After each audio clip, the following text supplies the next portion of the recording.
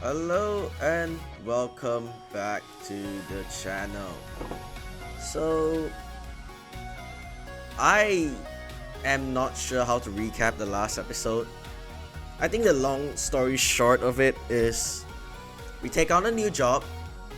I literally went to two different routes just to check which one did I want to actually go through, but basically I botched the job on purpose. But the good news out of it is we got some time with Luna and Vela, but yeah, we're more on. Yeah, we have some CGs with Luna, which is, whoa, they put it like, if they put it so far back.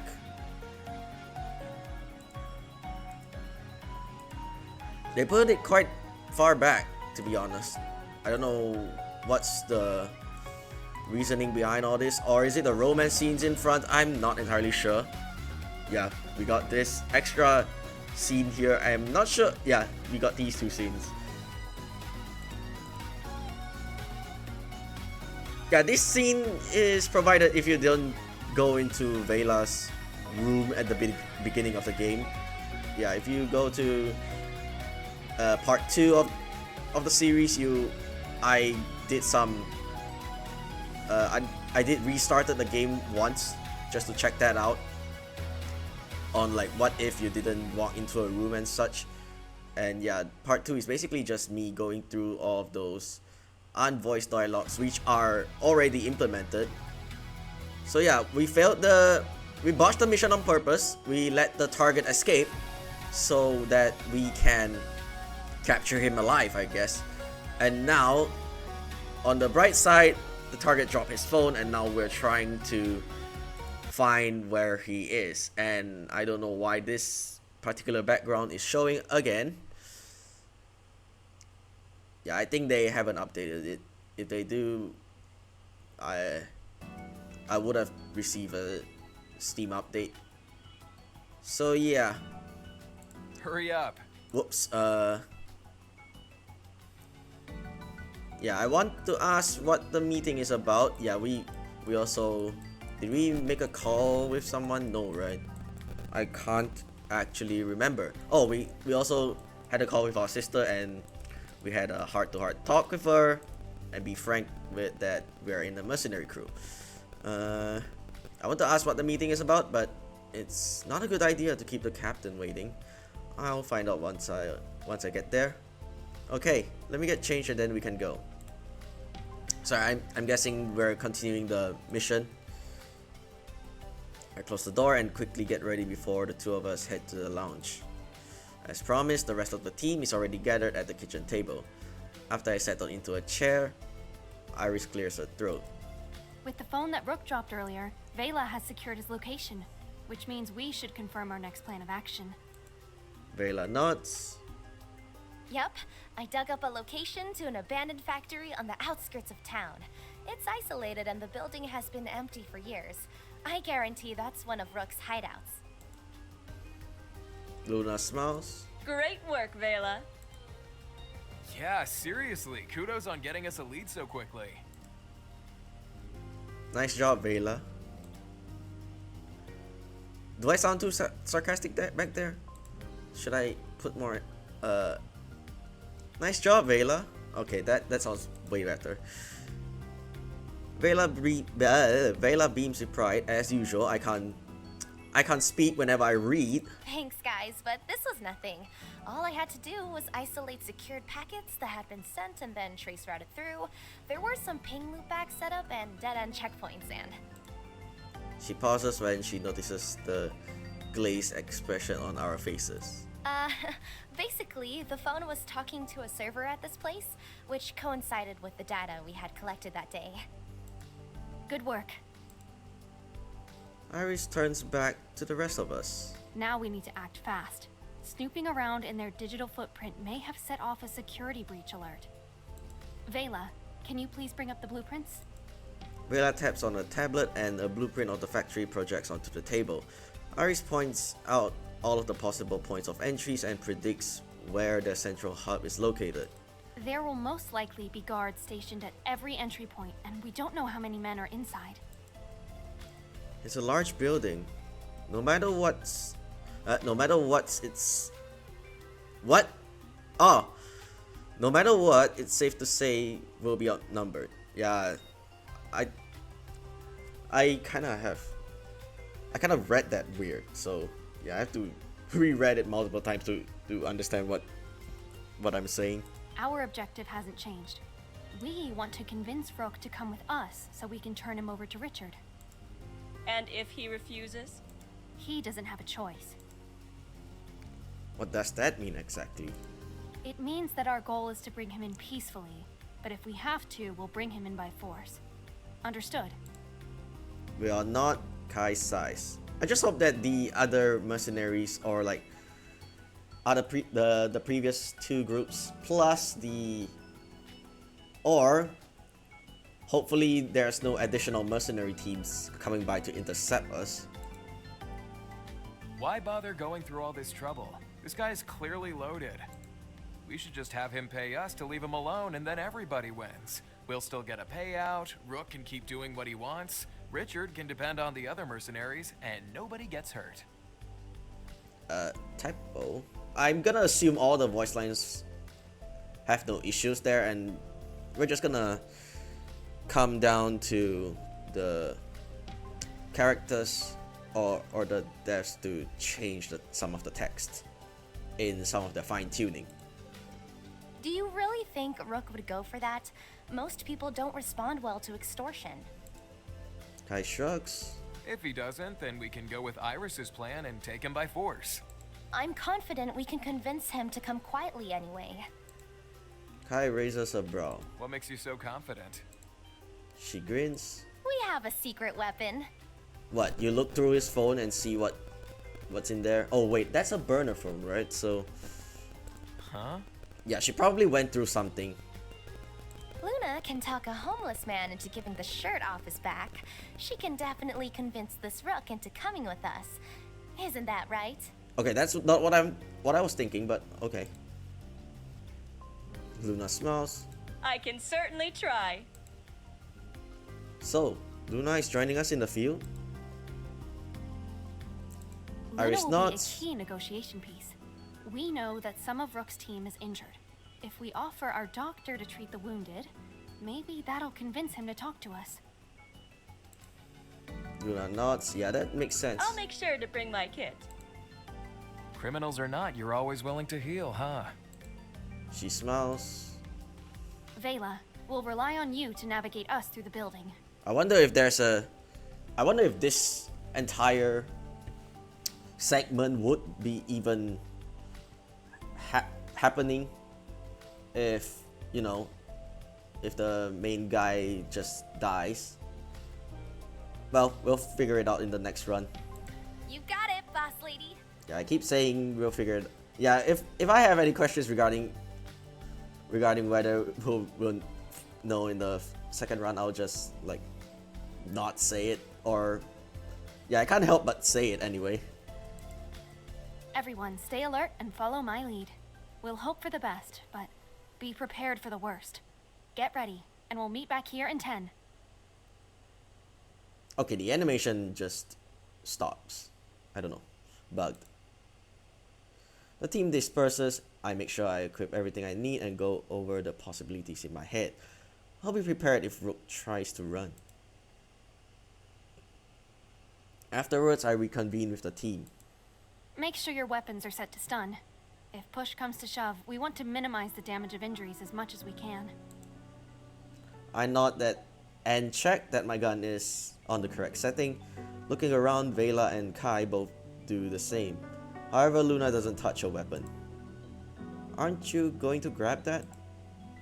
Luna shakes her head. This is all that I need. She pats the taser on her hip, which only has a stun function.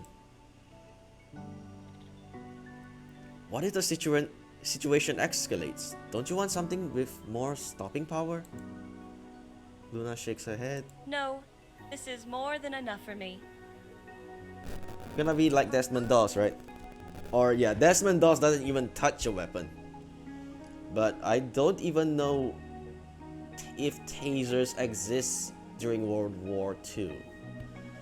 But yeah, she's gonna go pacifist. Although she's still smiling, there's a firm finality. I'm not sure how to not sure if I pronounced that right. The finality to that statement, I don't know. This is very clearly a I can't speak. This is very clearly a non-negotiable situation. I suppose as a doctor, it makes sense that she doesn't want to cause serious harm to others. Yeah. However, I think there's more to the story.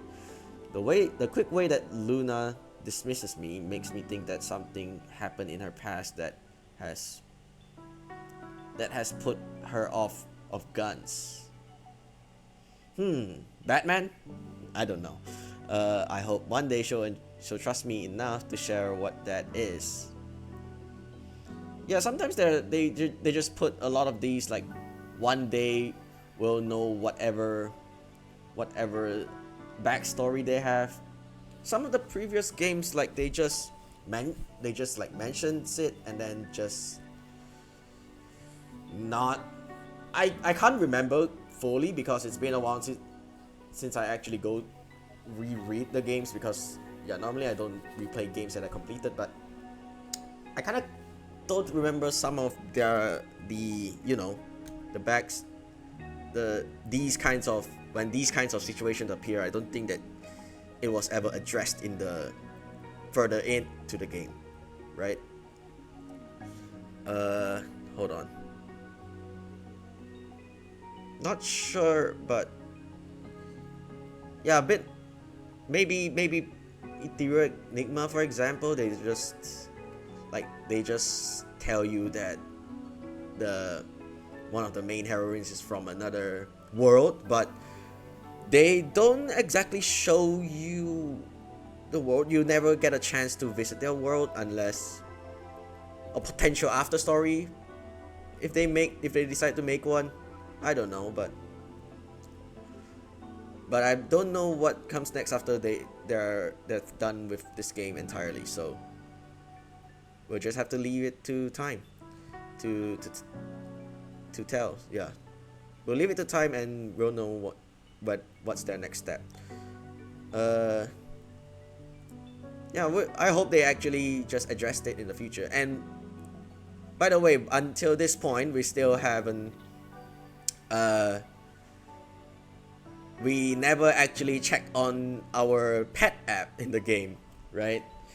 Unless, I think, if you're going through Vela's route, I think that will mention in the future. I just think that it will be never mentioned unless you're going through Vela's route. So yeah, the pet app is basically dead right now. So yeah, Sky is basically all alone in our phone, locked away unless we go through Vela's route. Or maybe if they didn't even mention, that would be even funnier. Yeah, that would be sad as well, right? To just quickly go through a potential feature and then just never mention it again. Yeah, to have the app as a passing, just as a tool to increase your affection with Vela. That's just a literal plot device, and then it was never mentioned ever again. But anyway, I've been rambling quite enough. Let's continue. Oh wait, say what now?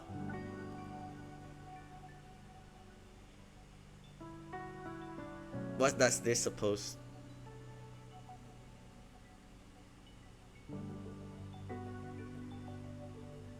I don't know what the intention was, but I think we're trying to be funny as usual. Wow, going in like that is a very bold strategy. But I think I figured it out.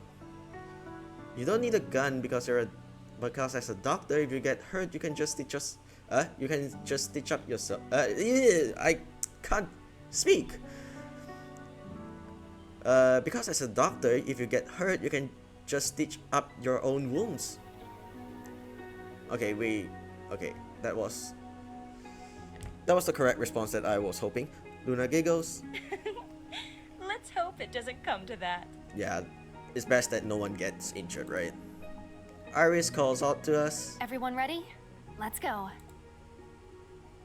Luna and I secure our weapons and follow the rest of the crew of the ship. Not sure.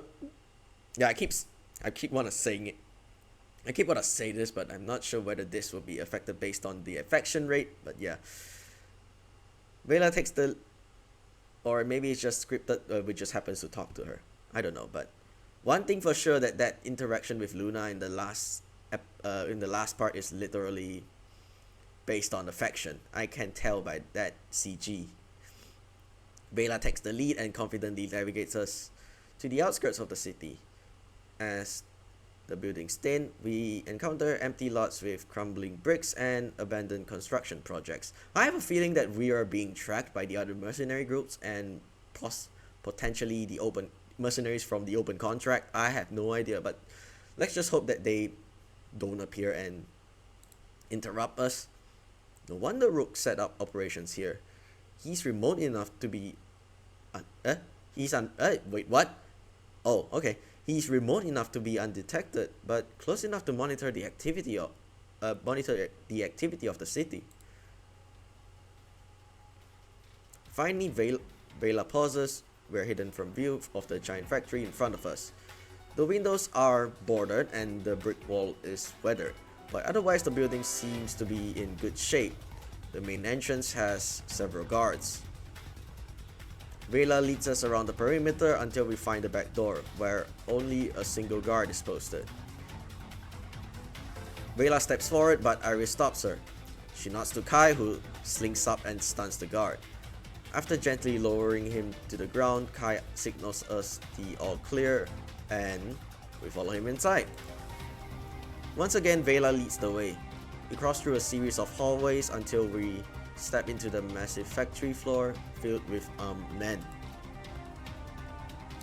There's a split second of quiet, like an inhale of breath before their weapons aim straight at us. Say what?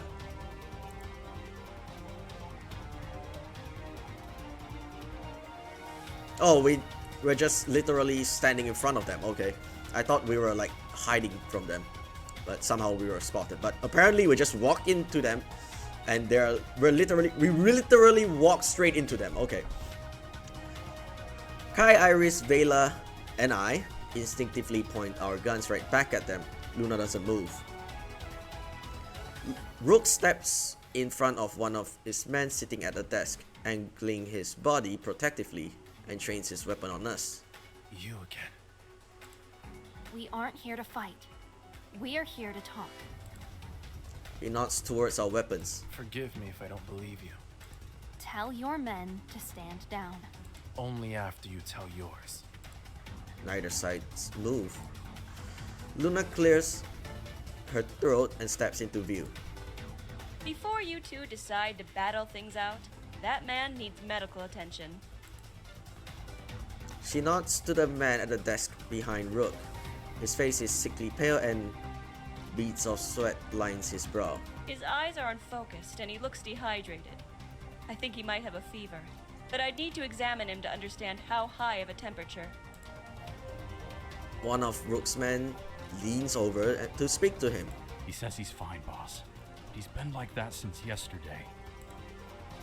Rook's stance tenses. Luna raises her hands and shows him her empty palms, then indicates the medical kit strapped around her hip. I'm a doctor. I can help. Rook glances at Iris. You brought a doctor. I told you we don't want to fight. Now tell your men to stand down so my doctor can help your men. Or we can stay here until he passes out. The choice is yours.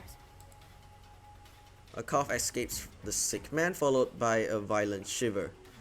Luna's brows knit in concern. She turns to the guard who spoke up and shoves a thermometer in his hands. Here, take this and go help your friend. Okay, so this guy isn't voice. Don't worry, it's just a thermometer. But I need you to take a reading for me. The guard freezes in place and glances confusedly between the thermometer in his one hand and the gun in the other. Finally, he looks at Rook for guidance. After a tense moment, Rook nods. The guard lowers his gun and hurries over to his friend. Rook also lowers his weapon, although he keeps his eyes trained on Iris, and the rest of his men follow suit. With the coast clear, Luna attends to the sick man. Iris lowers her gun and motions for us to do the same. If you're not here to kill me, then what are you here for? To bring you in. So you are looking for a fight. Not if you agree to come peacefully. Unfortunately, I can't do that. It seems we are at an impasse. Do you wanna No. Let's see first. Well, we'll see in this playthrough. We can start in the next playthrough, but in one of the playthroughs we have to kill him, and just to see what happens after. You can. You're choosing not to. No, I really can't. He reaches up and tears away his mask. After taking a deep breath, he squarely faces us and waits expectantly. Iris, Kai, Vela, and I all share confused glances. Luna briefly glances at Rook before shrugging and return to her patient. I study his brown eyes and his nose. It's a little too big for his face, but otherwise quite average. He looks like any other middle-aged male. When he doesn't receive the reaction he expects, Rook furrows his brow. You don't recognize me. Iris shakes her head. Are we supposed to? I'm frequently on the news.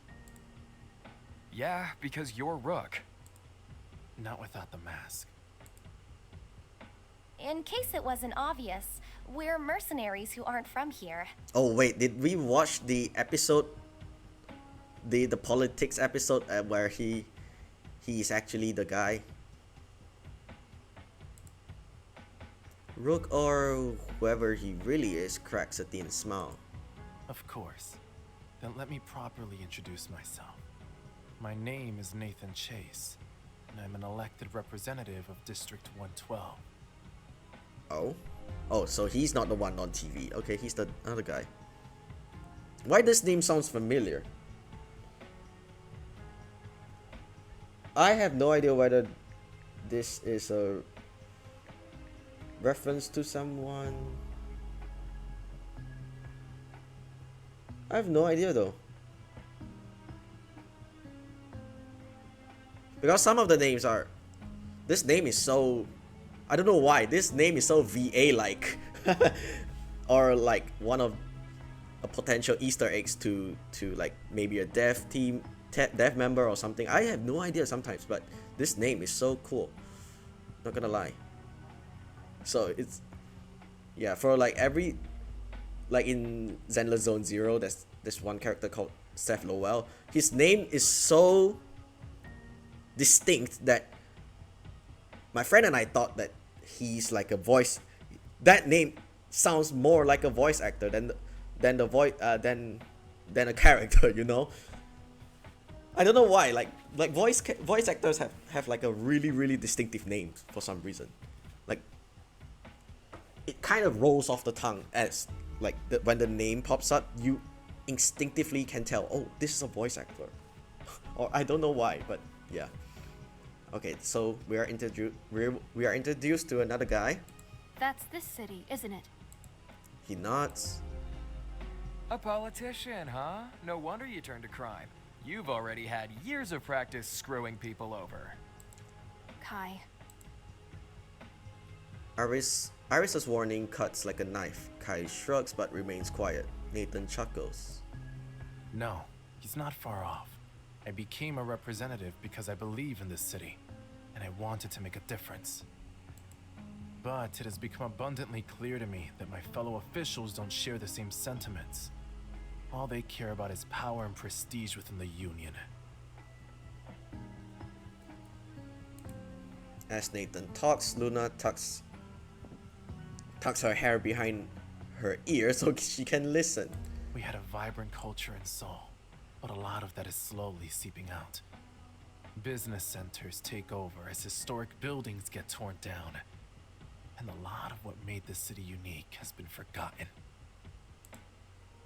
He indicates the current surroundings. This district used to be booming with the arts, but funding was reallocated and now this area has fallen into disarray. This is the most extreme example, but you'll see the divide in funds if you look in the corners of the city. Potholes in the roads, abandoned construction projects, and so on. Why? What happened? The money is being sent to the Interplanetary Union. I recall the information that both Luna and Richard shared. They did mention something about that. Nathan nods. More and more of our resources are being diverted to the Union as a way to solidify our standing. The more we contribute, the more influence we'll gain. Isn't that a good thing? It can be, but not if it is to the detriment of our own local communities. 40 years ago, we left Polaris to join the Union. I wasn't in office then, but I followed the events closely.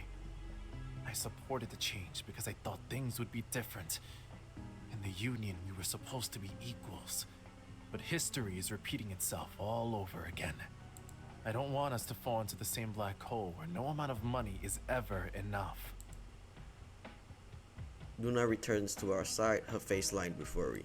Aren't you already a politician? Why resort to stealing when you're already in a position of power? I've been trying to use my political influence to enact change, but I'm outnumbered and I can't afford to wait. My people are hurting and they need immediate relief, which is why I'm forced to take these funds allocated for the Union and give them back to my city. Nathan's motivations aren't what I expected. Although he's wrong to steal, he isn't using the money for his own personal gain. I glance at the rest of my team. Kai taps his foot impatiently. Vela leans her body forward, hanging onto Nathan's every word. Luna's brows knit together. She seemed troubled by everything we've heard. Meanwhile, Iris has her arms crossed. Her expression is inscrutable. You've heard my side of things. What are you going to do now?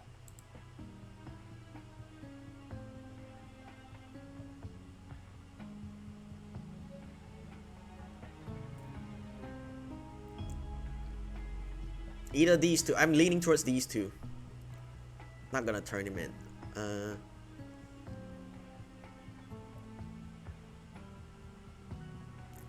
Either one. I'm not sure which is the better. This seems like the better option, but not with everything is going on so far, right? Let's pick this one. I agree with Nathan's cause, but he's going about it the wrong way. I sympathize with you and your cause, but are you sure that isn't more you could be doing? I'm tracking all of the funds that are allocated to the Union, and I've been successfully intercepting the transfers so far. I shake my head. No, I don't mean as Rook. I mean as Nathan. He blinks, momentarily stunned. Our pilot here has a point. I understand why you've resorted to Rook, but violence merely perpetuates more violence. You can see how the situation has escalated to what it is now. If it continues, even more people will get hurt. Nathan shakes his head. I wish I could, but Rook is the only way. As much as Nathan seems to cling to his Rook persona, it's obvious that he'd rather effect change through the proper channels. The problem is he doesn't have confidence in himself. In order to convince him, I'll need to appeal to his passion for his people.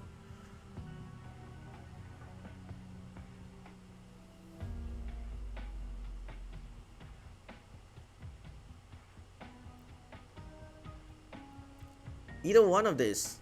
So, right? The first one? You mustn't give up. There's a reason why you were elected. The people believe in you and trust you to be their voice and advocate. And I still am. Rook does what he does to bring a voice to the people.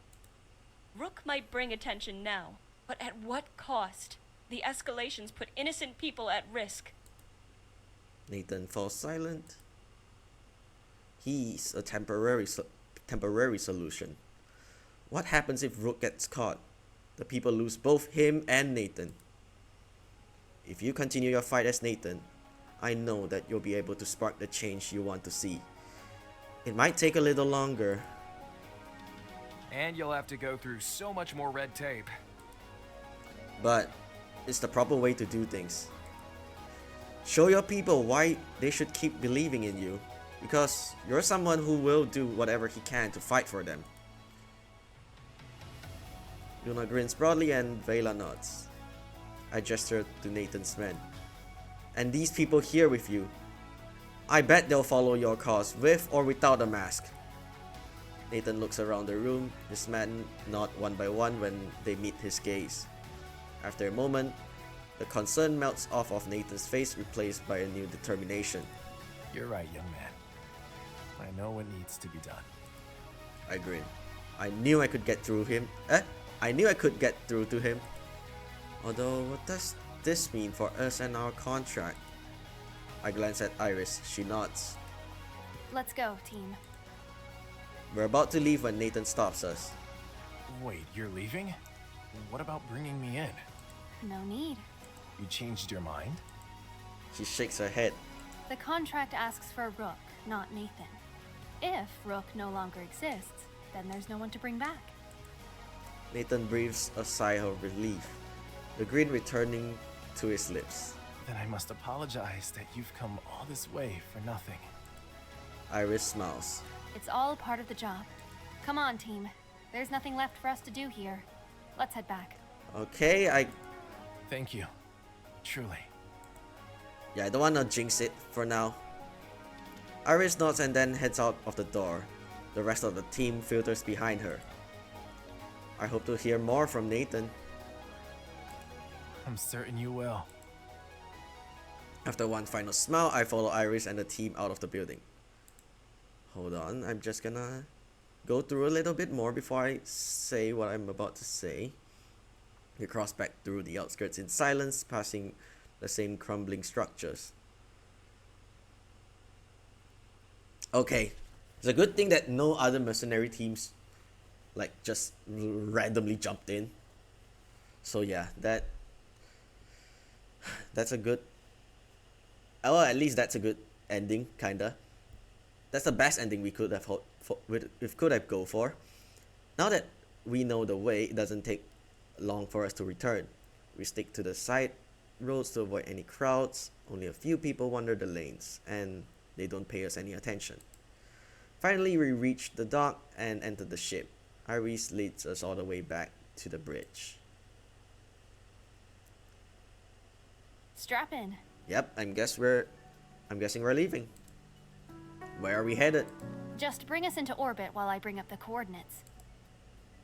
I nod and strap into my seat. The rest of the team does the same. I flick the switches on the control panel and the engine hums to life. Soon the ship lifts off. How long I've been here? Okay. That was quicker than I thought though, but yeah, well, I'm just gonna continue. As soon as we reach orbit, I keep it stable and then I look back at Iris. Is there a reason why we're in such a hurry? I doubt Richard will track us down since he has other mercenary teams, but I'd rather not risk him finding out that we helped Rook. That information would not make him happy. No, it wouldn't. Staying out of sight is a good idea. At least we did the right thing. Kai sighs wistfully. If only doing the right thing got us paid. It's not always about the money. Sometimes you have to think about what's best for everyone. Do you think convincing Nathan to give up Rook was the best decision? Definitely. Luna chimes in before Vela can answer. It's better for everyone that he lets Rook go, so he can continue supporting his people the right way. I'm just happy that as Nathan, his people will finally know all of the hard work that he does for them. That's true too. As Rook, he has to hide in the shadows. Yeah, and that's kind of a bummer. And not as effective. Then it's definitely much better that Rook goes away. And just as Rook goes away, so does our reward money. Kai sighs forlornly. About that, We quiet down and look at Iris. we actually received a generous donation from Nathan as an expression of thanks. Kai's demeanor immediately changes. He bursts into a huge grin. Oh, in that case, we definitely did make the best decision.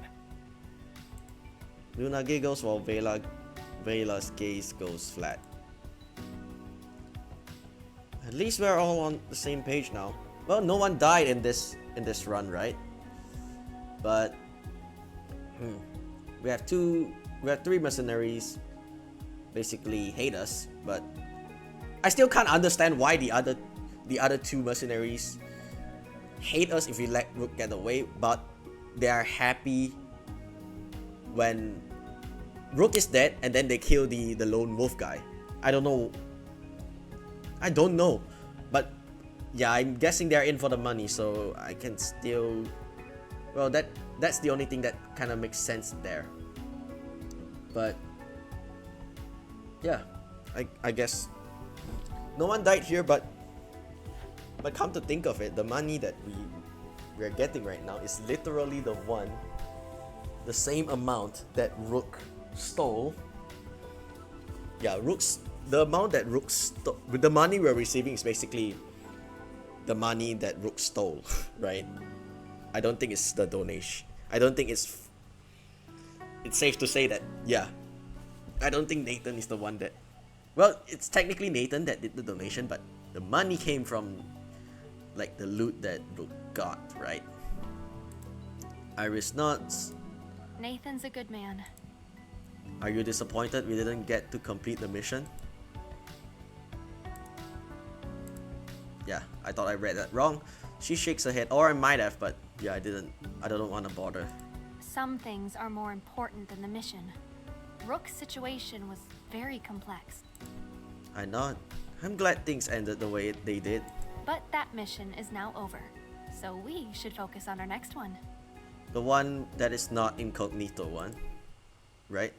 Right. Okay. Vela grins smugly. I bet this next mission will be a piece of cake, especially after how we expertly resolved this last one. Yeah, the one which is the open contract one, right? I can't remember whether that was an open contract or not, but safe to say it is. Kai chuckles. You say that every time we finish a job. But don't get too comfortable. You never know what the next mission will look like. Vela scoffs. And you always say that every time we finish a job, yet somehow we still crush it every time we've gotten a new one. You worry too much, Kai. And you worry too little. I feel the tension between them. This is becoming more than just friendly bantering. We can't predict the future, so it's best to keep a cautious and open mind. After a moment, Vela and Kai both nod and the tension melts away. Exactly. That's true too. Now, this next mission does involve field work, but we won't be needing any weapons. Luna perks up. Ooh! Now this sounds like my kind of mission. Where are we going? There's an ongoing call for help on Astral. They need assistance with the local wildlife. What does that mean? Hunting, I guarantee it. Vela's eyes widen. What? No, that can't be it. How else do you assist when it comes to wildlife? I don't know. Anything. She glances desperately around. Luna, you don't think we're hunting, right? Of course not. That would be cruel. Thank you. We're probably capturing the animals and keeping them in captivity instead. I don't think that's any better, but it's better than killing them, right? What? Kai bursts into laughter, Luna giggles and pats Vela on the head. Just kidding. Well, I'm not. Back me up here, my man. He nudges me with his elbow.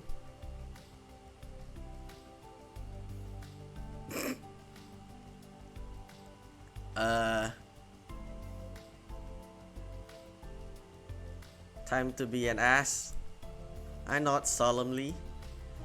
I hope you like steaks, Vela, because we'll be seeing a lot of them. She plucks her ears with her fingers. Nope. I'm not listening to you.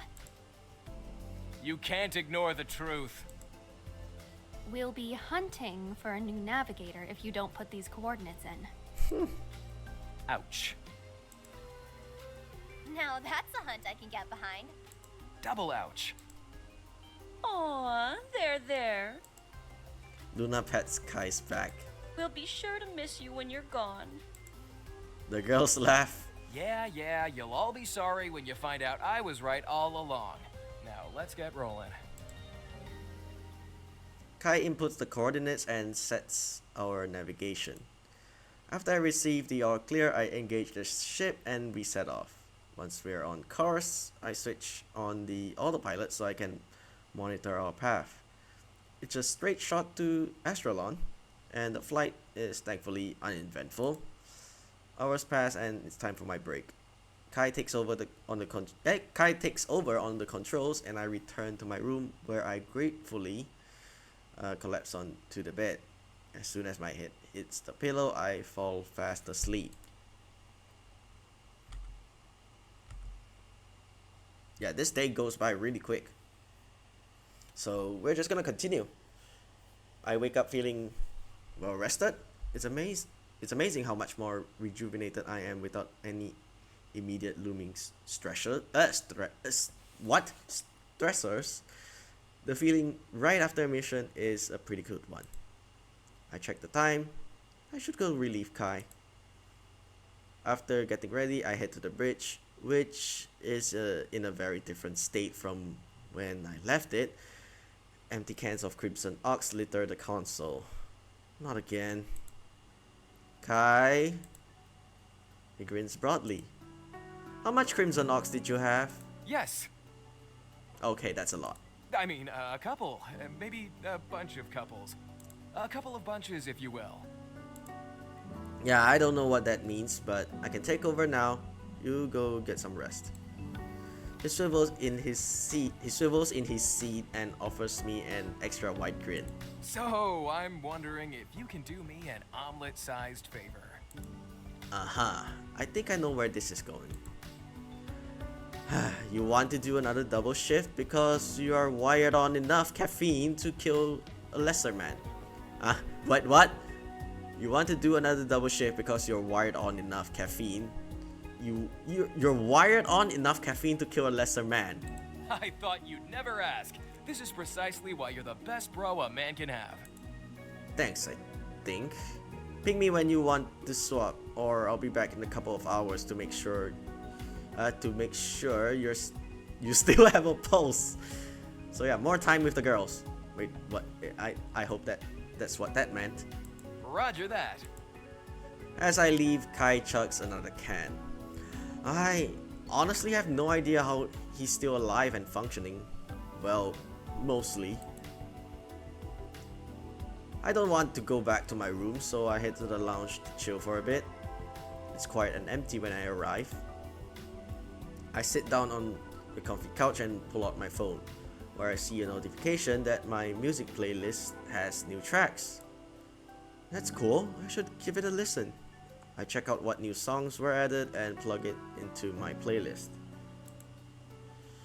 As I'm bopping along the beat, Iris enters the lounge. She heads straight for the kitchen and dining area before circling back to the couches. She's clearly distracted and hasn't noticed my presence yet. I take out my earbuds. Hey Iris, is something up? Hmm? She blinks, startled, and sees me for the first time. I can't seem to find my bracelet. I thought I left it in the kitchen, or maybe it slipped off when I was working in the lounge. I look around but don't see it. Maybe it fell between the cushions? Oh, that's possible. I stand up and feel around the couch. Iris comes over to check along the cracks. Suddenly, something cool and metallic touches my fingers. Is this it? I gently pull out a thin bracelet. As soon as Iris sees it, she smiles. It is. Thank you. I return the jewelry. I can't speak. I return the jewelry and she slips it on her wrist. When I sit back down, Iris notices my Spotify is still playing an album. Another name reference. Yeah, they don't want to get in trouble, so yeah. Sorry, I didn't mean to interrupt you. I was just listening to music. Don't worry about it. There's a curiosity in her eyes and a hesitation. Ah, I see. Anyway, thank you again. Are we gonna skip this?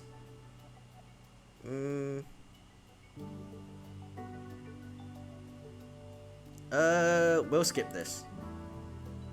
Yeah, some in the future run, I guess. In the second or third run, I'm not sure who I'm going for after Luna.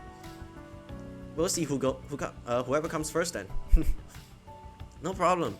I'm taking our advice to rest, so I'll be ready for our mission tomorrow. She smiles. That's what I like to hear. After saying goodbye, Iris exits the lounge.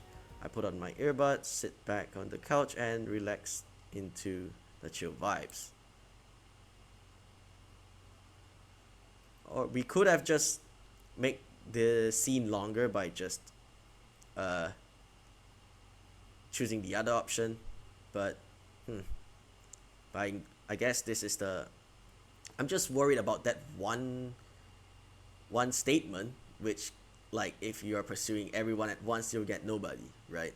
I don't think they are letting you choose the harem ending. So yeah, as all the games, they're just gonna let you go with only just one girl. But yeah, harem endings are too lewd.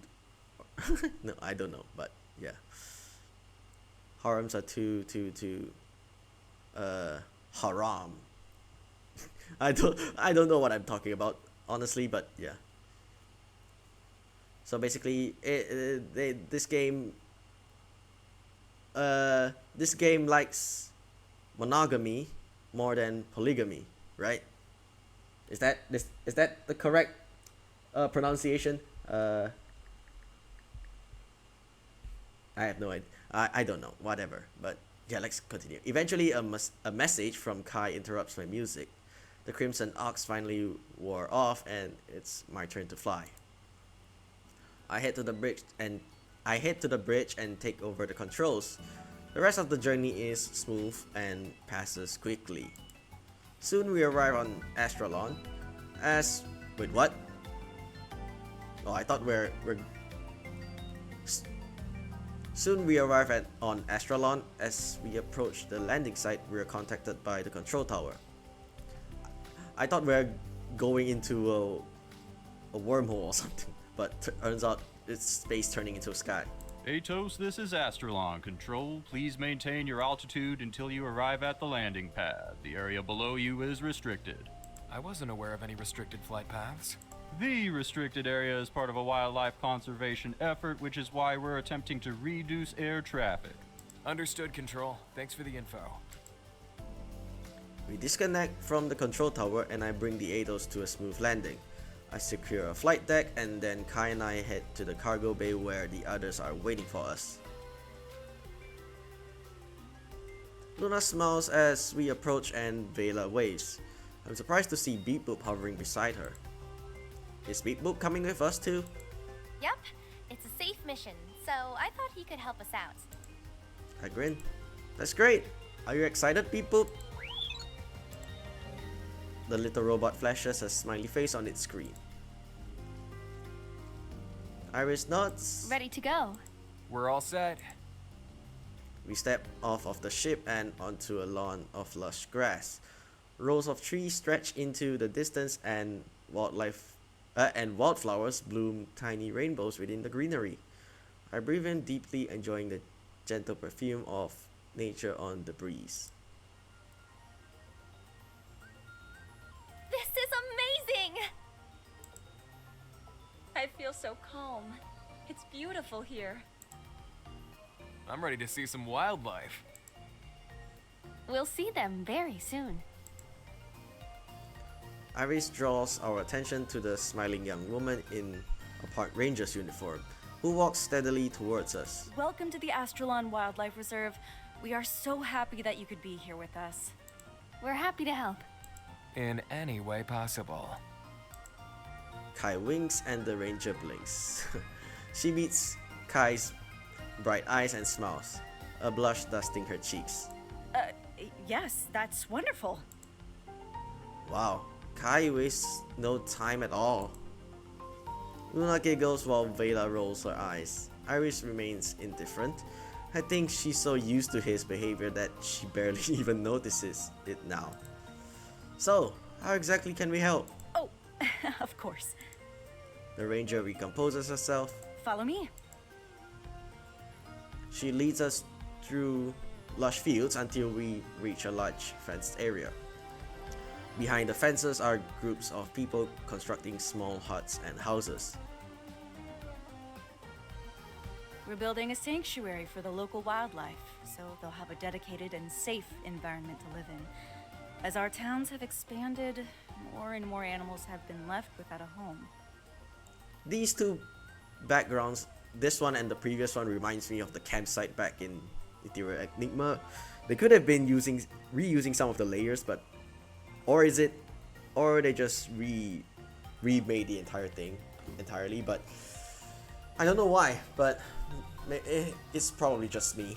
No way there. But reusing assets sometimes just saves time in general, as long if the artist is not using AI. But let's just hope it's not. But yeah, AI also improves us lives, but also it makes things seems fake in a way. But yeah, they look overall. I think it just reminds me of that the campsite back in Ethereal Enigma. That's all. Here is the main area of the reserve, and where most of the work needs to be done. Will we be assisting with construction? Yes, the framework is already complete, but the exteriors still need a fresh coat of paint and other finishing touches. Irish nods. Is that all we'll be doing?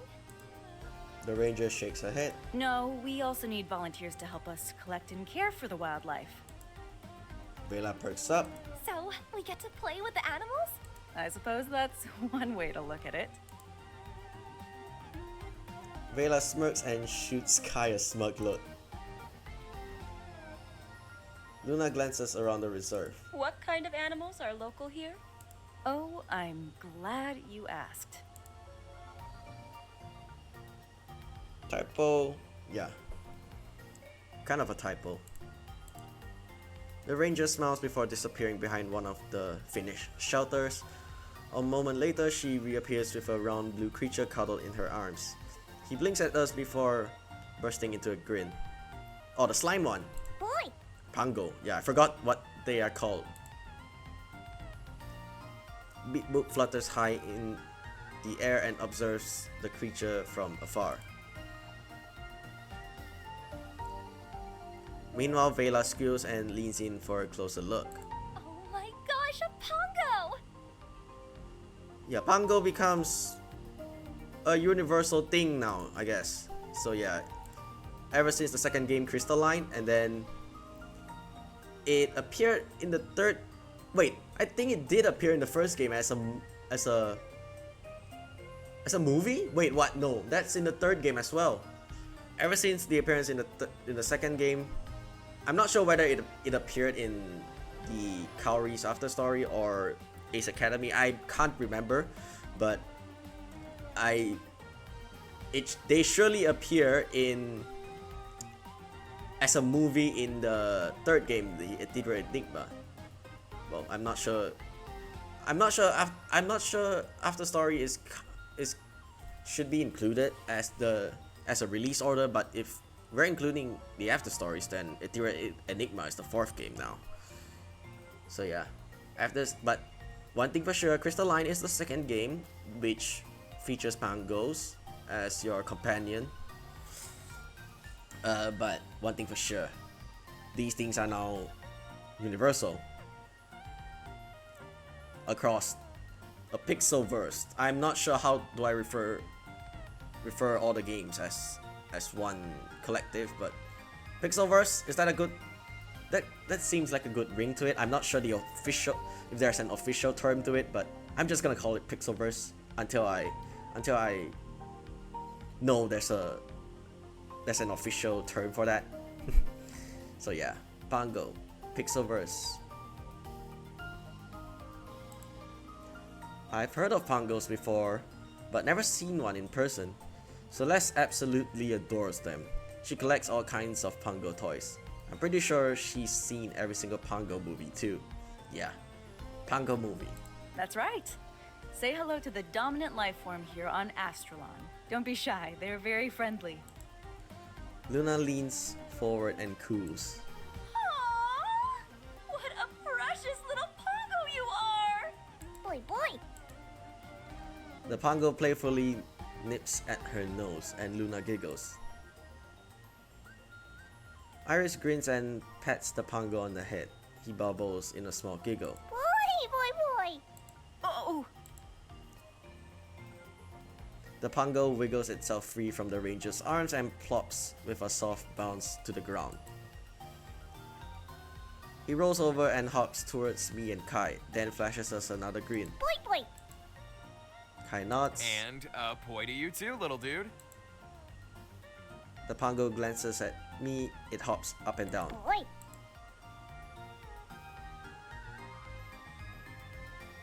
Can I pick it? Clearly he wants to be picked up. Come here, little guy. I reach down and scoop the Pango into my arms. He squishes against me and I'm surprised by how cool he feels to the touch. He puffs out a contented sigh. Ah, he likes me. Soon the Pango wiggles free from my grasp and plops back to the ground. He hops away to join another group of Pangos. They're cute, aren't they? So cute. I wish I could keep one. The ranger giggles. Trust me, it's better that you don't.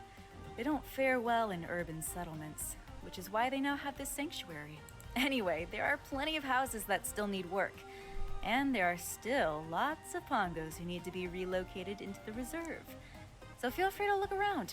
I've got some things to take care of, so I'll get out of your hair. Thanks again for all of your help. Don't hesitate to find one of us if you need anything. As the park ranger departs, Iris addresses us. Where should we start? I know exactly where I'm starting. The ranger? Wait, what? Kai grins and chases after the ranger. Oh no. Well, that's one down.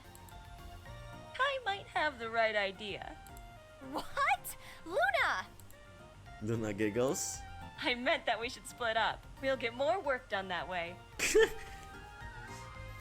Yeah, she always got me in the first half, not gonna lie. Yeah, that me. Iris nods. That's not a bad idea. We'll get more done for the sanctuary and earn a bigger pay along the way. Sounds good to me. Me too. Excellent. Then let's take the ranger's advice. Go explore the area and help out wherever you can. Once agreed, we fan out and wander the sanctuary. I noticed more rangers in their uniforms working around the enclosure, but I also noticed a lot of other people in the sanctuary too. They must be the additional groups who also accepted this mission. In the distance, I watch an older ranger struggle to carry some heavy bags of feed. Need a hand? He nods gratefully. I help the ranger move the bags and distribute them among the huts.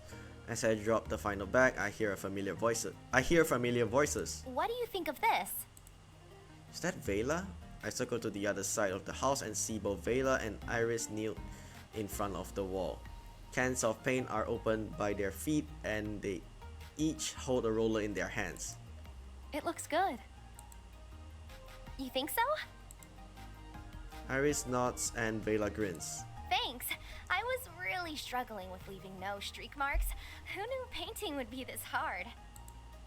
Iris smiles. It seems like you're getting the hang of it. I don't see any lines or streak marks. Keep up the good work. Vela's grin broadens and she nods. When she reaches for more paint, she pauses. Oh, What's wrong? I've run out of paint. Iris giggles. She reaches for Vela's bucket and pours some of her paint into it. There you go. That should be enough to finish this off. Thanks, Iris.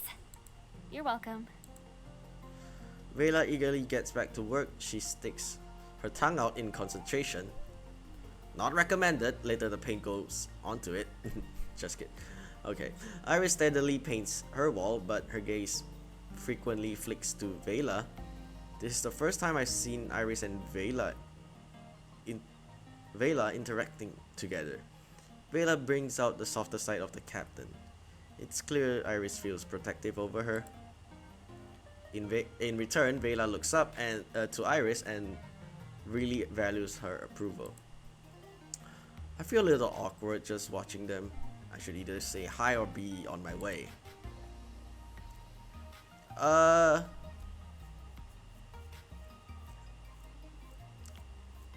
Let's skip this part then. Unless we're going with either of their routes, so I don't know. I'd rather not interrupt their moment together. It seems like they're having a good time and they're getting a lot of work done, which is what I should be doing. Quietly, I turn and head away from the house.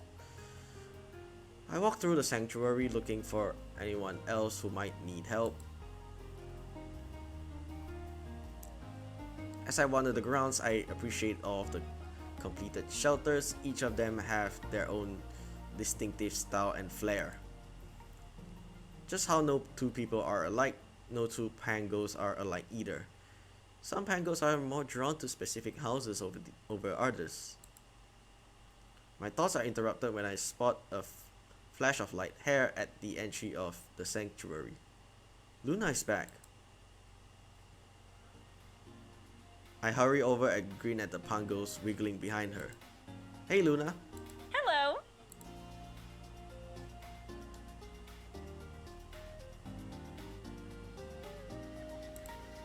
I'm guessing if we go and any other route, let's say if we're going with Vela's route, Luna and Iris would hang out together, I guess. Yeah, I could have just joined them. She looks around the enclosure and then offers me a warm smile. It looks like you've all been busy here. These houses look beautiful. Yeah, they look great. You've been pretty busy yourself. I gesture towards the Pangos. They follow her in a neat single file line. Every so often I hear a happy poi. Luna giggles. I thought they'd be a lot harder to find, but they all came up to me as soon as they saw me. I blink. Really? How do you get them to stand in line? I didn't. They did that themselves. What? Seriously? Mm-hmm. Interesting, right? They're so friendly. Huh. Luna kneels down and pats the nearest blue Pango on the head. He squints his little eyes shut and nuzzles her hand. See? Ah. I reach out and pat the pink Pango on the head. She grins at my touch but continues to stare at Luna. Is it just me or do these Pangos seem a little too interested in Luna? It looks like they're only interested in you. Aw, that can't be true. Pongos are friendly with everyone. Steal one and run off.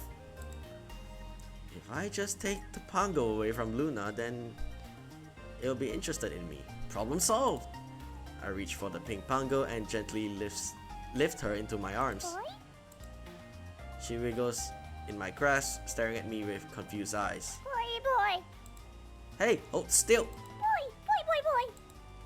The Pango is too squishy. It's too squishy. She continues to squirm, making her difficult to hold.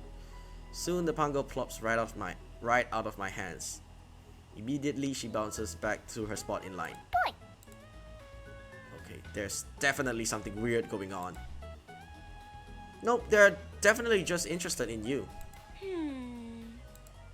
Luna taps a finger to her chin. She steps to the right and all of the Pangos follow her. When she shifts back to the left, the Pangos hop along with her. Luna squats down low and the Pangos flatten to the ground. When she jumps up, the Pangos spring up with her in a chorus of poise. They boing back in place and flash happy smiles. Whatever is happening, I guess they're having fun. Luna giggles and turns back to me. It seems you may be right about that. Told you, I haven't seen them latch onto anyone else the way they've latched onto you. I'm certainly not complaining, but it is pretty curious. I wonder why this is happening. It's subtle, but after observing the way the Pangos watch Luna, their gazes are all focused around her waist. I wonder if she's carrying something that's drawing their interest.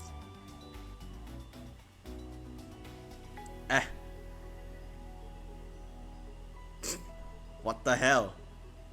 Yeah, let's go with the... Yeah, these two are the wrong answers. But surprisingly, the correct answer is the middle one, and the third one, which normally is the aloof one, is somehow being the funny one. My guess is that it's not you specifically, but something that you've got on you. All I have is my medical bag. Maybe they want medicine. She giggles. Perhaps, although they look healthy enough to me. While Luna and I puzzle over the Pango's fixation on her, I spot one of the park rangers stopping a volunteer from entering the enclosure. Excuse me, ma'am, but is that a portable battery? The volunteer pauses and pulls out a handheld rechargeable battery from her pocket. Do you mean this? Yeah. Why do you ask? I'm very sorry, but you'll want to keep that out of the sanctuary. Oh, it's just for charging my phone. I promise it's not dangerous. I understand, and it's not for the safety of the Pangos, but for your safety. The volunteer blinks. What do you mean, my safety? Your charger is full of energy, and... Boy.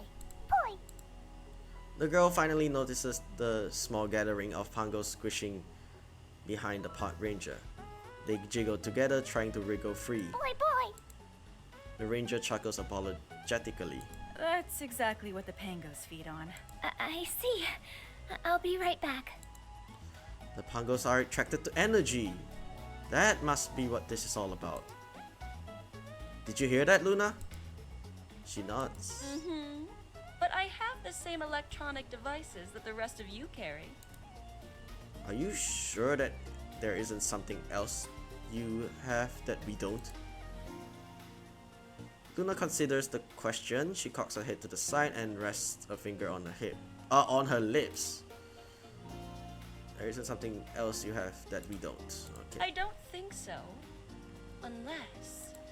Her face brightens. She reaches into her medical pouch and pulls out some kind of portable device. The Pangos all grin widely. They bounce up and down in a flurry of poise, their eyes shining with desire. Yeah, I'd say that's it. What is that? It's my portable defibrillator. Luna waves the device back and forth and up and down. The Pangos follow it intently with their eyes. She giggles. Aw, I'm sorry, little friends. I wish I could share this with you, but I needed to save lives. You understand, right? Boy. Yep, I use it when I need to jumpstart a heart back to life. Boy. Speaking of which, it looks like we might have our very first patient. Huh? I glance where Luna gestures. Kai slowly makes his way towards us. He doesn't have the same jaunt in his step from when we first parted ways. Oh, hey Kai. Hello, Kai. Hey guys. He glances at the surrounding Pangos. Luna, I see you've amassed yourself a group of adoring fans. And I see that you haven't. She grins sweetly while Kai chuckles. Damn. Even I have to admit that was a good one. It is a bit unusual to see you alone, though. Did things not work out between you and that ranger? She's married, she has a boyfriend, or not interested. I don't want to talk about it. Oh dear. I suppose that's another point for the scoreboard then. Kai frowns. I can't believe you still have that thing. What scoreboard? You know how Kai here claims to be such an expert with the ladies? It's not a claim, I am. She grins. Well, the scoreboard will tell us if that is true or not. I definitely need to see this now. Luna pulls out her phone and shows me a running tab of Kai's successful and failed attempts at retrieving phone numbers. So far, the two columns are about even.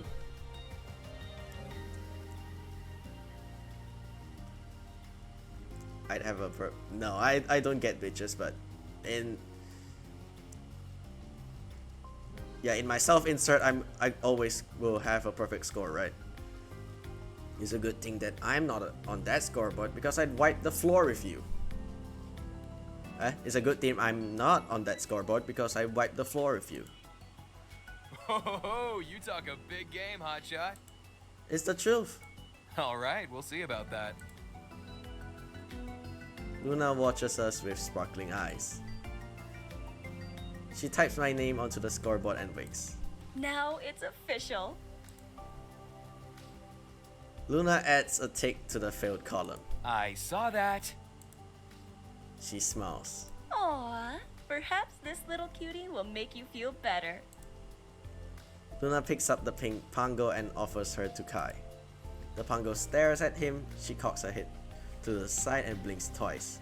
Then she turns her face away in a little pout. Boy. Kai's face is a steely mask. That doesn't count. Luna tries to hide her giggles but fails. That's it, I have to redeem myself. And I will come back victorious, Luna. Just you wait. He narrows his eyes at the Pango and then leaves, heading deeper into the sanctuary. A sudden commotion interrupts our conversation. What was that?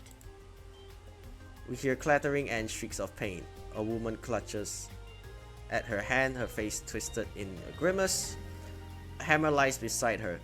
She must have injured herself while building one of the houses. Stay right here. I'll find a doctor. Luna turns to me. I should go and help her. Yeah, it looks like she's in pain.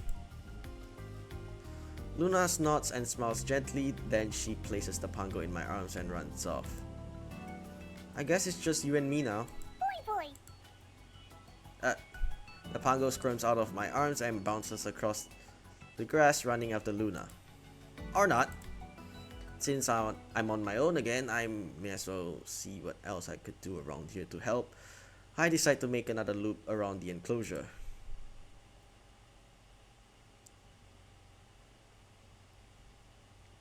As I walk further into the sanctuary, Pangos pop in and out of houses. A few of the smaller ones play together.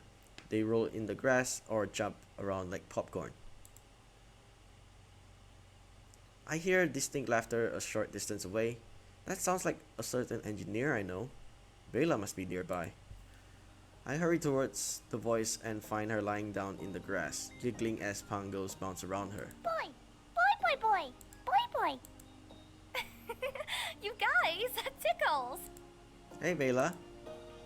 She glances up and grins. Oh, hi. In between fits of giggles, Bela gently scoots the Pango away and pushes herself to her feet. Don't you just love the Pangos? like I've died and gone to cuteness heaven. The Pangos continue to bounce up and down. A couple of them bump into each other. One Pango hops away and the other chases it. Are they playing tag? Yeah, adorable, right? Who taught them that? I have no idea.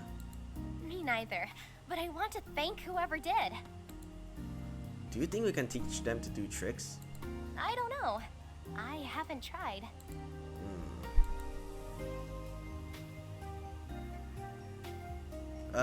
Fetch?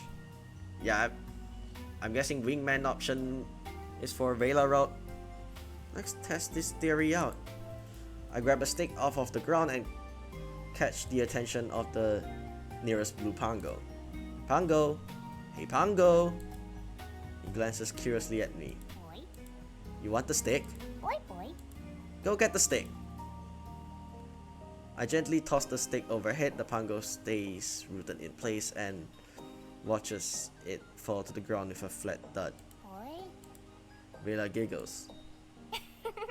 Nice throw. Well, that didn't go as planned. Vela kneels down and pats the Pango closest to her. I think they really like the sanctuary, though.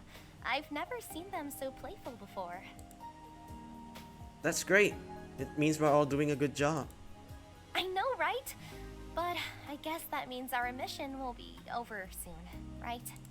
Maybe. She sighs and hugs the Pango. It squeaks out a tiny poi. I don't know if I'm ready to go yet. I think we still have some time. Have you seen Iris? Nope. Good. I've seen Luna and Kai though. That's fine, but we won't leave until Iris tells us to. So, if we never see Iris, then we'll never have to leave. I don't think it works like that, but I don't want to burst a bubble. Although, speaking of team members we haven't seen, where's Beep Boop? Oh, Beep Boop is... Vela blinks and glances around. Where did that silly robot go? Oh no, did the Pango absorb? Oh no. Still cradling the Pango in her arms, Vela peeks around the enclosure. Beep Boop! Beep Boop! I hear muffled beeping behind one of the houses and find Beep Boop hiding in the shadows. What are you doing here, Beep Boop? It flies to my side and a heart flashes on its screen like it's happy to see me.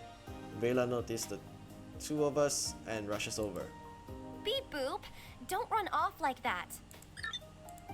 The robot hangs its head. I know. It's okay. You just worried me, that's all. Come on, let's go back and join the Pangos. Yeah, no, that's not a good idea. I don't think that's a good idea. It looks like a few of them followed us here. The Pango crowd around the robot, grinning broadly. Boy! Boy! Beep Boop zooms into the air and pauses by Vela's shoulder. Boy! The Pango in Vela's arms squirm, blinking big eyes at the robot. An exclamation mark flashes in warning on Beep Boop's screen before the robot flies off again. This time it hides behind me. Whoa, Beep Boop, what's going on? It nuzzles against me, shivering slightly. Are you scared of the Pangos? The beep is so quiet I barely hear it. Aw, it's okay, Beep Boop. Pangos are friendly. No, they consume, unless Beep Boop doesn't use this electricity, but I'm pretty sure he is. Vela sets the Pango in her arms down on the ground, then she ushers Beep Boop out from behind me. The Pango grins. Boy! Beep Boop watches her cautiously, a question mark floating on its screen. The Pango cocks her head to the side, then she hops closer. Instinctively, Beep Boop backs up, but Vela gently scoots the robot forward until it's just inches away from the Pango. The pink Pango blinks, then she grins. Boy!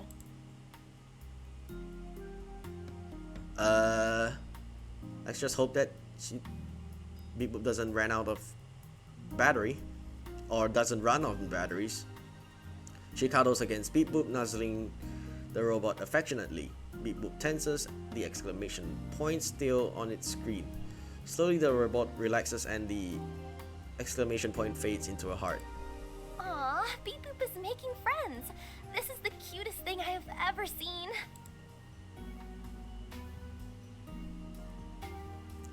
No, let's not do that. What's this option? Oh my god, it is so cute that I literally can't even right now. Why did I say it like that?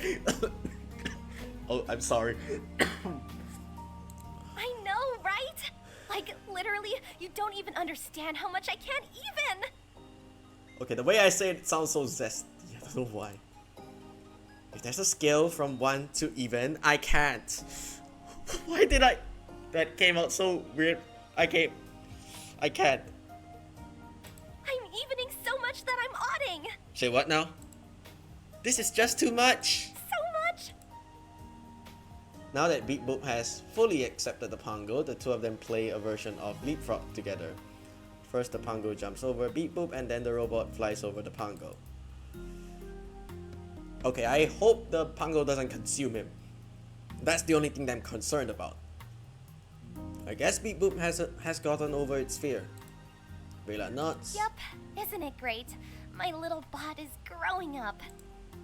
She sniffles and places her hands over her chest.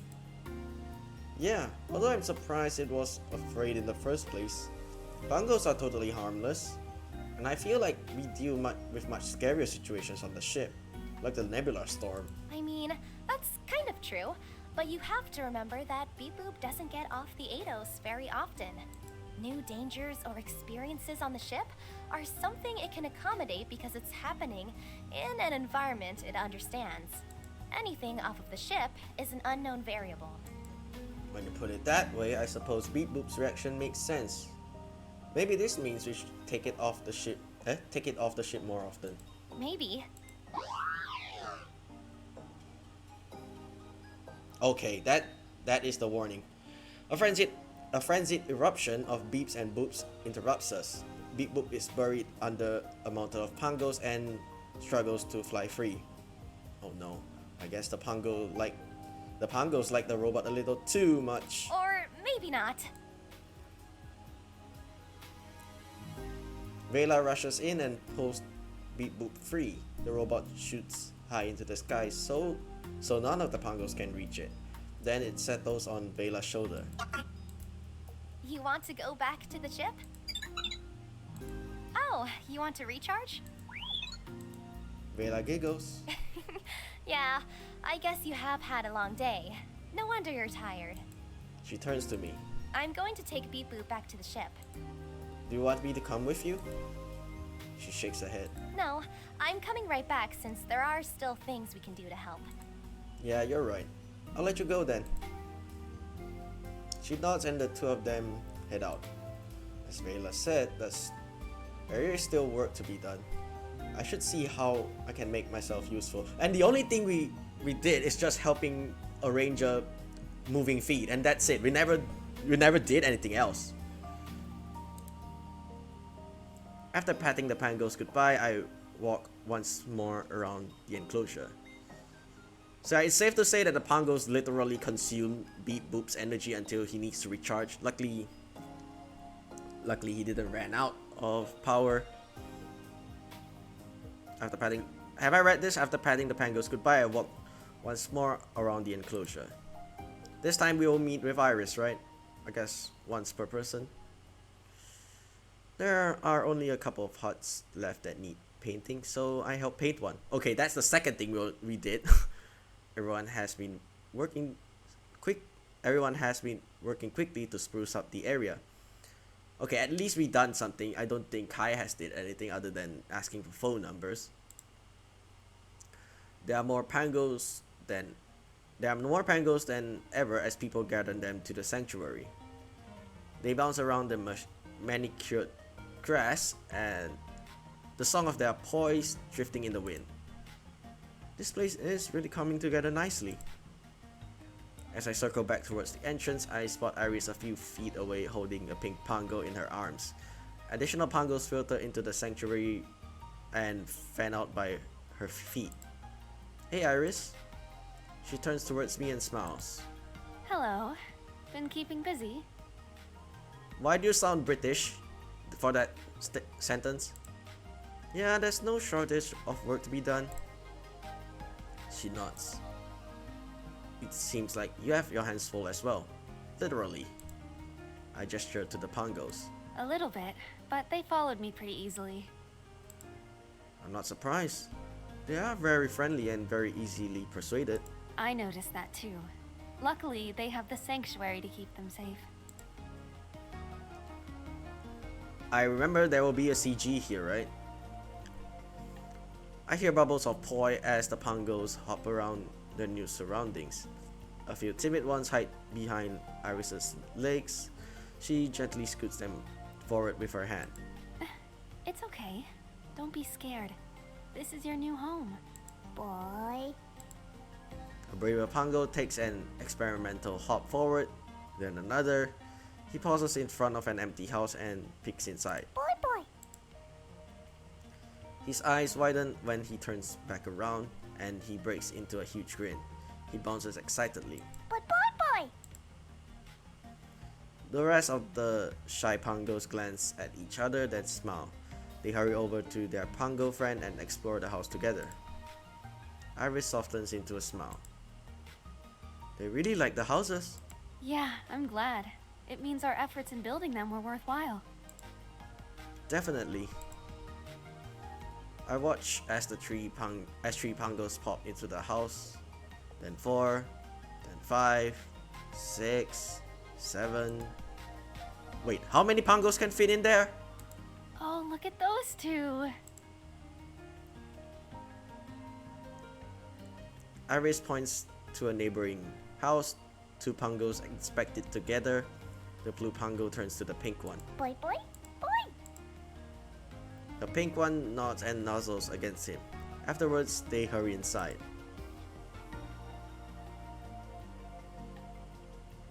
I grin mischievously. Wow, did you see how fast those Pangos ran into the house? Ran into the house right after hugging? I know exactly what they're about to do. Iris glances curiously at me. And why they would want to do it in private. She blinks before quickly shaking her head. That's not how I want to think about my Pangos. Ha! But you didn't disagree with me. Even if you're right, that still doesn't mean I want attention drawn to it. How would you feel if I reminded you of how you were brought into this world? I pause and grimace at the images that flash through my mind. I really didn't need that visual. Iris nods. Exactly. Soon all of the Pangos disperse throughout the enclosure. Iris glances around and nods in satisfaction. It seems like our work here is done. I suppose we should go find the rest of the team and return to the ship. Aren't you forgetting something? She stares at me. I gesture to the Pango still locked in her embrace. Maybe a certain Pango? Nope, they're all accounted for. Even the one that you're still holding? She glances down at the pink Pango who looks up at her with a grin. Boy. Iris looks back at me. Yep, everything's in order. Wait, aren't you going to let the Pango go? She doesn't even hesitate. Nope, this is my Pango. Right, Pango? The Pango nods. Boy. There, it has been decided. You can't just bring her back with you. But she wants to come with me. Boy. The Pango nods. Yeah, but she belongs here. Iris remains quiet. We built this sanctuary precisely so all the Pangos can live safely in nature with their Pango friends. Her brows furrow. She glances at the houses and the rest of the bouncing Pangos. I offer her a reassuring smile. As much as you want to bring her on board, a spaceship is not a good environment for a Pango. Iris looks down at her Pango. Eventually she sighs. You're right. I have to do what's best for her. And she needs to stay in this habitat where she'll be safe. Why is this sad? Come on! I nod. She tries to keep a brave face, but I notice the tremble in her lip. With a heavy sigh, she gives the Pango one final hug before gently placing her on the ground. The Pango blinks in confusion. Go, my friend. Join the others.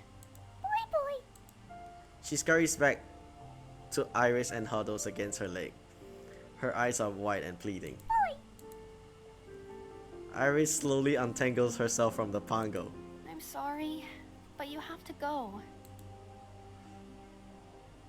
The Pango shakes her head and latches back onto Iris's legs. I know, but this is for the best. The Pango hangs her head dejectedly. Iris doesn't move. She just looks as heartbroken. Maybe you can give her something to remember you by. That way, you two won't feel so far apart. Good idea. Iris checks her pockets but comes up empty-handed. She pauses. Oh, I know. She reaches into her hair and unclips a beret. Is that how you pronounce that? Which she then fastens onto the Pango. Here you go. Now you'll always carry a piece of me with you. If it's a guy that says that, that sounds super weird. Even though what I'm trying to say. The Pango grins, pleased with her new present. She cuddles against Iris once more, who returns the hug. Now go, before this gets any harder. Reluctantly, the Pango turns around. She hops a few paces away, then pauses. After glancing back one last time, she takes her final hops deeper into the sanctuary. You made the right choice.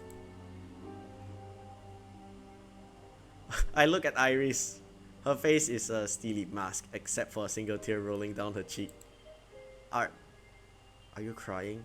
No.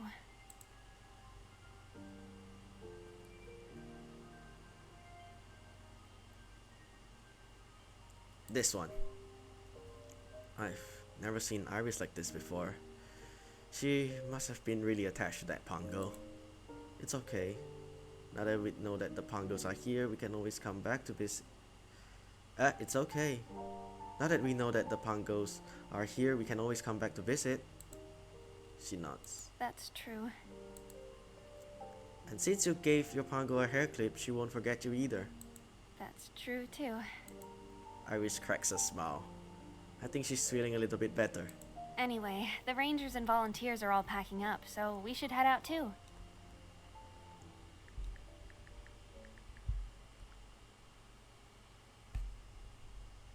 Alright. Iris presses on her comm. Alright, team. Finish up what you're doing and let's meet back on the ship. Roger that. Got it. Be there soon. Oh, I thought they're literally next to us. Okay.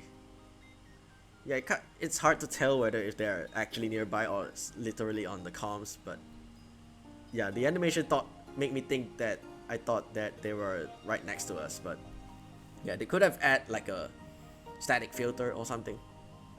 I don't know. Iris and I helped with the cleanup effort.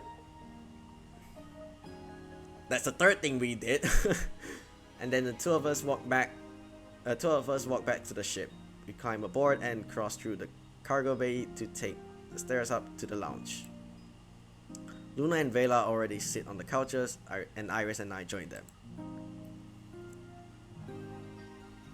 Any sign of Kai? The girls shake their heads. I'm about to answer when Kai saunters into the lounge. Speak of the devil. Sorry I'm late, but I just saw the weirdest thing and had to get a better look. What was it? There was this one Pango that was a little different from the others. I couldn't figure it out at first, but then I saw that it was wearing some kind of hair clip. Luna's eyes widen. She quickly glances at Iris before feigning a wide yawn. Oh, goodness. Is anyone most tired? Vela nods, looking equally concerned. Yeah, so tired. Way too tired to keep going with this conversation. Hold on, I haven't even gotten to the best part yet. It wasn't just any hair clip. It looked really familiar. Like one of those that Iris wears. Wait, what? No. I didn't notice that she actually has tears back then. Or maybe I just didn't notice it. The two girls wince and glance at Iris, who remains perfectly stoic until a single tear rolls down her cheek. Oh no. Vela rolls on Kai. Oh my gosh, Kai, what is wrong with you? What? What did I do? You just had to keep talking, didn't you? Luna pulls Iris into her arms. Come on, Iris. Let's get out of here. She leads Iris out of the lounge, the door firmly sliding shut behind them. Kai stares after them, still in shock. What was that all about? That weird Pango was Iris's Pango. Didn't you see her carrying it like all day? Kai looks at me, silently pleading for help.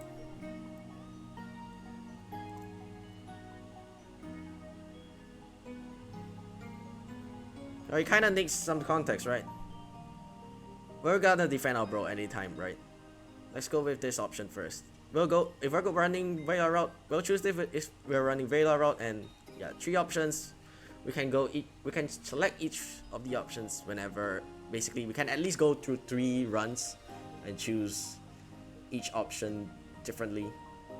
This first run, let's go with this. Hey, we can't blame Kai for this. It's are we actually defending him or not? Hey, we can't blame Kai for this. It's not his fault that he was too busy flirting to notice Iris or her Pango. Yeah, exactly. He pauses. Hold on. Why does this still sound bad? Because it is. Anyway, I hear Bed calling my name, so I'm going to head out too. Good luck working things out. Thanks. Thanks.